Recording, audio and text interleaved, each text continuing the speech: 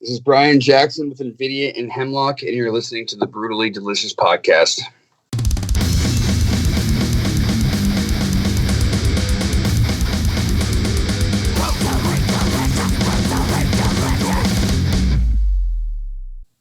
Hey, you are listening to the Brutally Delicious Podcast. I'm Bruce.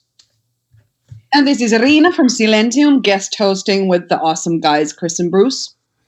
And this is Chris, last in line as usual. But I'm not depressed about it. I'm just living the best life I can. Wow. That was kind of sort of dark, dude. Well, I did it that way. I did it that way because the band we're about to listen to is fucking dark, man. Dark. Killer band. You want to tell us who they are since you already opened that can of worms? Invidia. Like the video card, but with an I at the start. Invidia. And a whole lot heavier. And a whole lot heavier. Yeah, absolutely. Hey, guys. Hey! Brian, how are you? How are Hey, you? Brian. So I'm Bruce. That's my partner, Chris, and we have a guest today. We got Riina all the way from Finland. Say hello. Hello, guys. How you doing, Brian? I'm tired. I 7:30. can hear that. It's Ready to 7:30? Start the day. I thought my interview was at 10:30. I guess I was mistaken. Your Eastern time, so it's all good. Yeah. Sorry, man. Where are you? I'm in Vegas. Oh, shit. It's hot today. No, actually, believe it or not, it was hotter than fuck yesterday, but today's about 25 degrees cooler and windy, so we're thankful. That's 25 degrees Fahrenheit, right? No, it's 25 degrees cooler than it was yesterday, so it's about 85 today. Oh, cool. Well, that's comfortable. Crazy fucking numbers. Metric people. So yeah, anything over 100 becomes a nightmare. So yeah. Today. What was it, like 120 there yesterday, wasn't it? Oh, I'm sure it's like that all the time in the summer. Fuck. So, Riina, 120 is about 49 Celsius. Holy fucking shit. Yeah. That does not sound... Brian, I'm sorry. We've got some international people who still deal in the metric system. So all good, man. That's cool. All I'm gonna say is this: there's one country in the world that doesn't use the metric system. It's It's the U.S. Interesting fact, and they were supposed to actually change with Canada in 1975, but they didn't. Oh, why? Why? Because do you know, like in Finland? Okay, this is just a weird like tidbit of information for you guys, but I think it was in the 70s when they were like deciding whether weed should be legal or illegal in Finland. Yeah. And the vote was so close that they actually flipped a coin for it. Oh, so we are now living a weedless life because of a stupid fucking coin. Did you know that in Canada it's fully legal and the government mails it to you through the post office?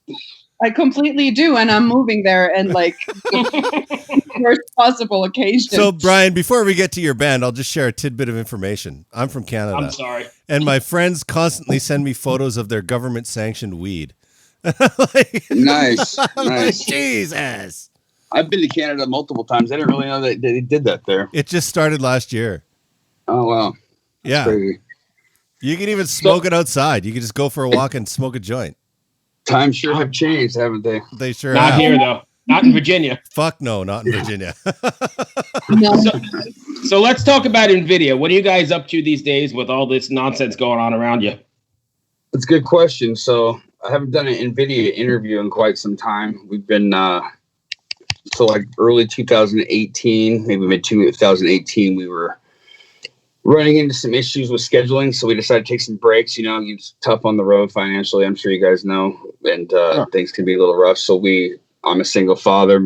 I have a business, and Travis was in this moment, and Matt was dealing with his business and his family. So we took some time away and kind of just trying to restructure and see where we were going to go. The band was never really planned out in the beginning. So we just kind of were winging it, and things kind of took off fast in the beginning for us and put us in a situation at full speed ahead, and we weren't really prepared. So we needed some time away. So when we released this video recently with everything going on, we felt we've been actually holding on to that video for over a year and a half due to some record label contract bullshit. And I was pressing to release the video for it was a long time, and the record label was not allowing me to do it. And I was going through a legal issue. And when the pandemic started, obviously all the uncertainty and just not having anything else to do. Got a studio here. I started watching the video and realizing when the writing and all that crap started, this video was just a lyric video, but kind of relevant to the lyrics and everything that's going on. So I started pressing the label to let me release it, and they finally agreed and let us get out of this bullshit contract. So we released it and decided to start getting a little bit of press again and seeing if we want to reboost things. We're kind of in a hiatus right now. Not really sure what we're doing. Have a bunch of music we've been working on, and well, at least I've been working on. Just not really sure the direction at this point, you know. I know that the band will live on because it's my baby. It's like I gave birth to this thing, so me and Travis did, and we're just doing our thing. Everybody's locked at home, you know, communicating, and Matt's got a tattoo shop up in Reno. I own a moving company here in Vegas, and Marcos is out in Denver, and everybody else is kind of all over the place. So everybody's just kind of like everybody else, is stuck and trying to write music and be creative and hope for the best soon so we can get back on the road, you know? So how do people from so many different places get together to join a metal band in the first place? Or were you all in Vegas at one point? Not, you know, what's weird, man, is like growing up, it seemed like everybody, when we're teenagers, being a band, like you all live in the same neighborhood or whatever, but I haven't been in a band in the last 15 years where we live in the same city. It's weird. We just fly in, you know, we when it comes to writing music, I mean, usually there's the main guys that will write just creatively and come up with ideas. Like for Invidia, it would have been Travis and myself and Logan, who was producer. I mean, we did all the writing at home. We all have our own home studios, you know, and we would just email each other files and then get with Logan and fly in and schedule things accordingly. You know, we'd have a tour, we'd rehearse, we'd designate either Vegas or Reno to be our rehearsal spot. So Matt lives up there, I lived here, and I have a warehouse that we rehearsed in. So we just come out 3 or 4 days before a tour, everybody stay at my house and head out. And that's about it, you know, just a lot of communication over the phone. That's it, man. Technology is freaking yeah, amazing. Dude, it would have never happened years ago. Back in the 80s, we would have had $10,000 phone bills and fucking. Remember back in the day, you called. I lived in Oregon. I remember getting in trouble with my grandfather from an AT&T bill. I remember calling my friends in Bakersfield, and his bill was like $500. So I can shut my fucking head off for it. Can you imagine trying to communicate with your friends nowadays like that? It's like it would never happen. My neighbor still has a landline, and it rang yesterday. And my wife is like, "That sounds like a landline," and I was like, "I know." She's like, "Why would you have that?" I was like, I don't know. She goes, for long distance? I was like, isn't that what fucking Skype and Messenger is for? Right. Like, who calls a landline? It's got to be a ghost. Like, yeah. Or here it's telemarketers. I haven't had a landline in years. When I started my moving company back in 2009, I had a landline and I did everything on my cell phone. So I'm like, what's the point of this? It's ridiculous. My favorite, though, is the robocalls. Hi. We've been trying to reach you about your car's extended warranty. Yep, every call. Those only like now just started in Finland. It's a whole new thing here, and people don't know what to do with it. And I'm expecting it to become an issue in the next couple years. But dude, you said you're a single dad. Did you have your kids at home now because of the corona thing? Do you have to like the remote school thing now? Yeah, they're actually, right when you guys were calling, I was walking into each one of their rooms, waking them up because they have to log in at 8 a.m. here in about 9 minutes and start class. So they start from 8 a.m. One's a sophomore and one's a senior. Oh, wow. They have to log in. But the thing is, it's actually working well for them. I don't know. Maybe they're kind of like me. They learn hands-on. I think they're getting rid of all the distractions and all the social drama that goes on in high school. For my kids are getting straight A's right now. It's only been a couple weeks, but it seems like they're more into school than they've ever been. So, you know what? This is something that I've never heard. You know, I've never heard a parent say, "You know what? This is actually working better." It is. I'm happy because we had a rough couple of years, man. I mean, just to make this long story short, I've been a single father for 15 years, and I've raised my kids by myself. They're 15 and 17, so I've had them their whole lives. And we've thought, right when you think, you know, things are getting to the point of like, okay, we got this. We had some really tough hurdles back in last year, and some things overcame. But yeah, like to see things, because I didn't know how this was going to turn out. And their education got fucked off for a year. They lost their mother last year. She passed away unexpectedly, and she wasn't in our lives for a long time. But like the thing was, man, it's like my son was getting in trouble because you know how teenagers are. They're fucking idiots when they're young. doing dumb shit, and there was just personal problems, so it interfered with their schooling, and he lost about a year, and we were not sure how to do this, and the last thing I want to do is cheat my kids out of their education, Right. But it's fucking working out awesome, man. Like my son yesterday went to his friends and he sent me a screenshot of every single class is at 100% on everything. And his teachers wrote me an email and said they were so impressed that he's the number one kid in their class and he's showing more improvement than they've ever seen. So I'm stoked. That's Good for you, man. That's fantastic.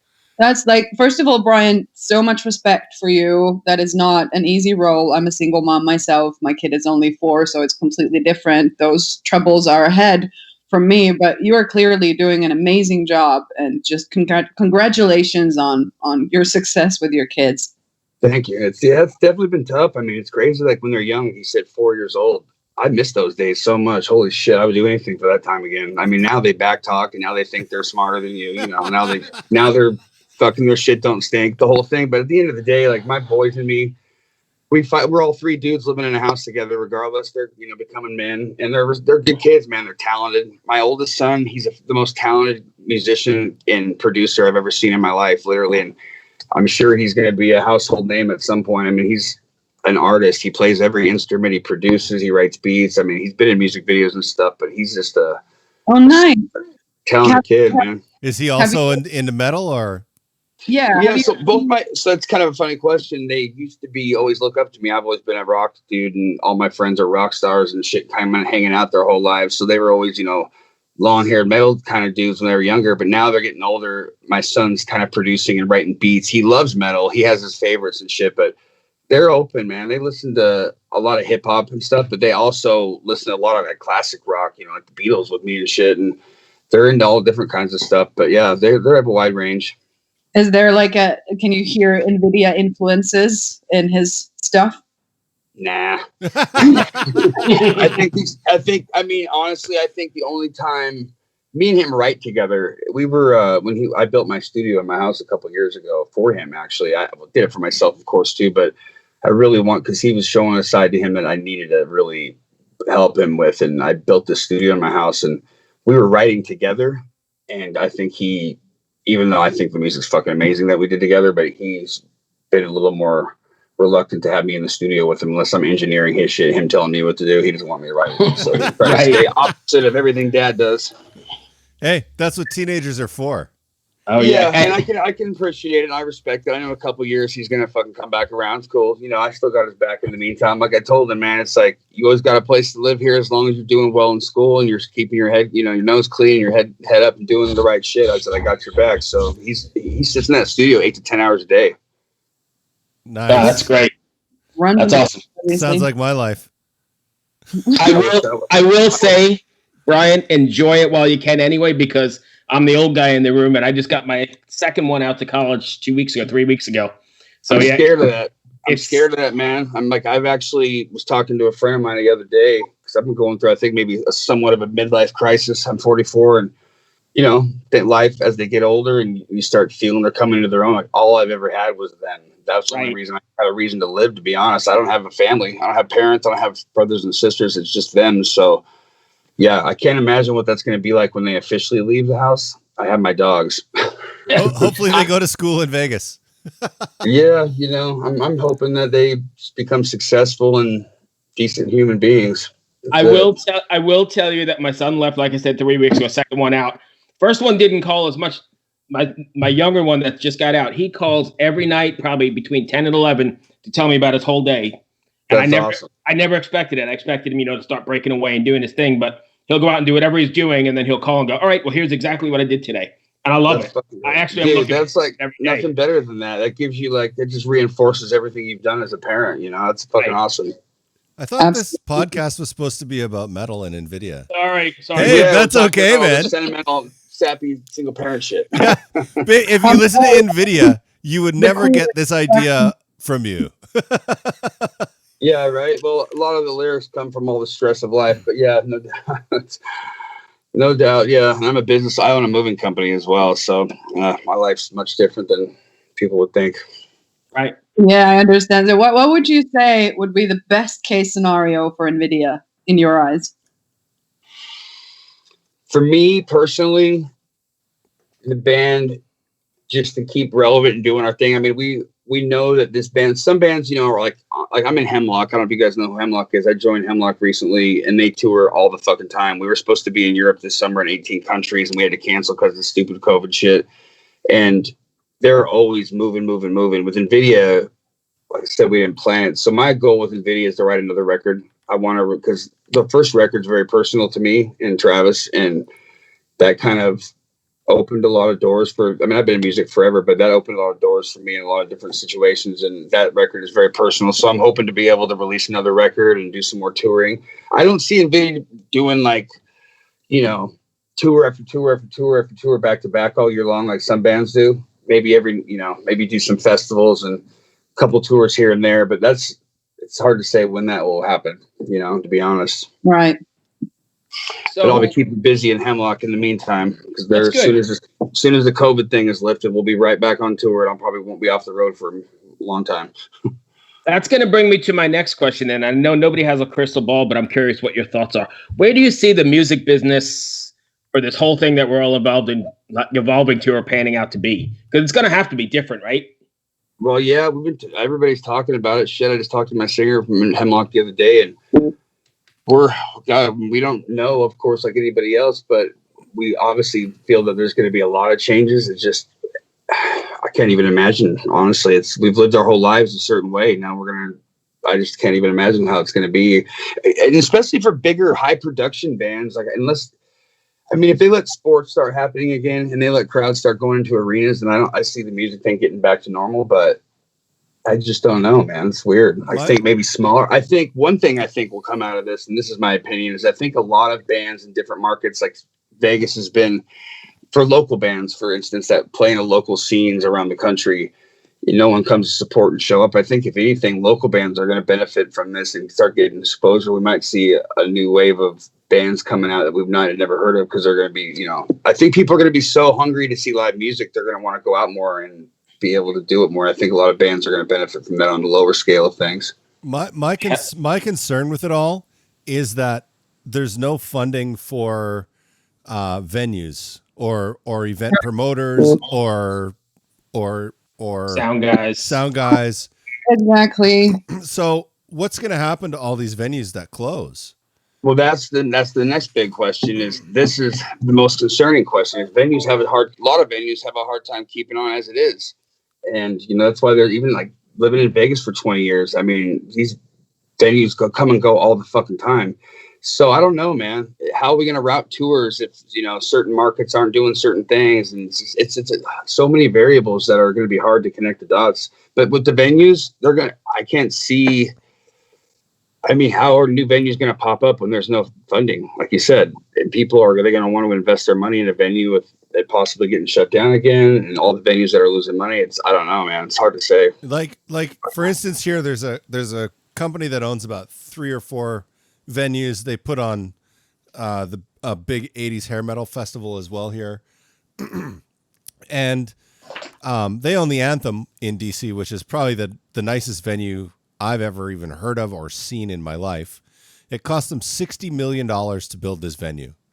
Jesus. And right now, the way they're trying to get through is they have like 20 tents outside. They're not tents, like little gazebos that they put on the riverfront.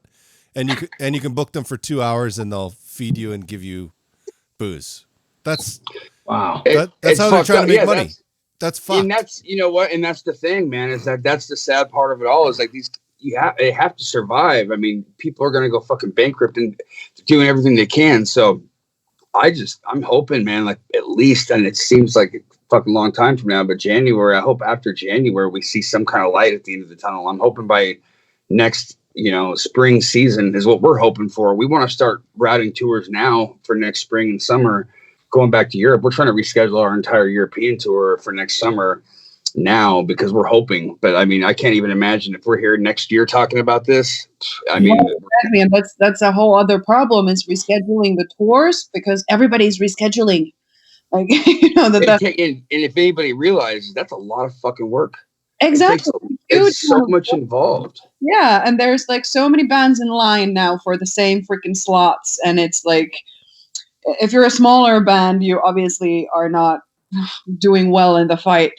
But yeah, it's a whole fucking hassle, and just the whole amount of work that goes into it, and the hassle of moving them. So if we move it to next summer and it gets canceled again, it's not like we can then just, snap our fingers and boom, everything is sorted for the next summer. No, it isn't. Right. No, yeah, exactly. There's so much involved. Yeah. One of my biggest hopes though is that this takes Ticketmaster down. Fuck Oh, yes, yeah. I agree. Oh man, please, Ticketmaster needs to be taken off the face of the earth, and then so does a lot of these other companies. I mean, like that, like Live Nation. Some of these companies, man, they're just.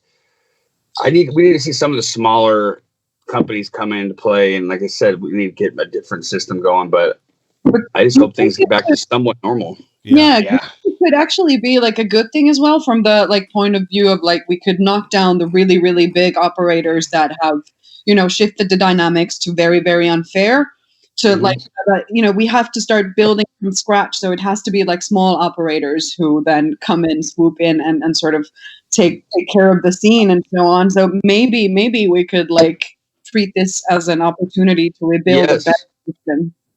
That's what I hope for, and that's what I think everybody in Band Hemlock, I think we've all talked about this. We hope for that. We want to see this get restructured and rebuilt, because the guys that are going to do that are going to put their heart and fucking soul into whatever they do, and it's just going to build a better system from the ground up, and I think that's what everybody wants anyway. Now we're in a situation where that might be the case, so let's hope for that. Right. Hey, see, look at how positive this podcast was. I know. Like deep stuff, positive stuff. We're giving metal a bad name. You guys. Very different from the one a half an hour ago. We just solved the live music industry's problems on this podcast. Yes. No doubt. So Brian, we're gonna come to a close here. Before we go, do you have anything? If fans want to find Invidia stuff, are you guys active? Oh yeah, I mean, fuck yeah. I mean, Invidia stuff is everywhere. I mean, we have the one record, As the Sun Sleeps, out still on SPV Records. It's on Spotify, iTunes. I mean, every music outlet there is out there, and probably some that I don't even know of. And then, obviously Facebook and Instagram and all that stuff. They can find us, download the songs, buy the record. We just did the single for The Other Side. We just released the lyric video for that. And yeah, I mean, we definitely still want the support. And I have a couple Invidia surprises that are going to be popping up in the next couple months. I have a cover that I can't announce yet, but I'm going to drop it as an Invidia cover song, which people will be quite surprised. I think it came out pretty fucking amazing. So that'll be coming in the next couple months. Oh boy. And they can look for that on social media.